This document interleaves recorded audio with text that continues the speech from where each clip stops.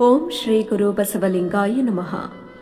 ಗಂಡು ಮೋಹಿಸಿ ಹೆಣ್ಣ ಹಿಡಿದಡೆ ಅದು ಒಬ್ಬರ ಒಡವೆ ಎಂದು ಅರಿಯಬೇಕು. ಹೆಣ್ಣು ಮೋಹಿಸಿ ಗಂಡ ಹಿಡಿದಡೆ ಉತ್ತರ ವಾವುದೆಂದರಿಯಬೇಕು.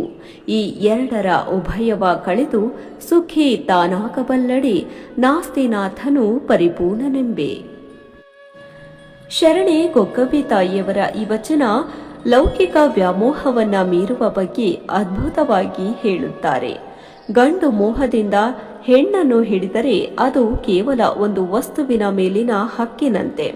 ಆದರೆ ಹೆಣ್ಣು ಮೋಹಿಸಿ ಗಂಡನ್ನು ಹಿಡಿದರೆ ಆ ಸಂಬಂಧದ ಅರ್ಥವೇ ಬೇರೆಯಾಗುತ್ತದೆ.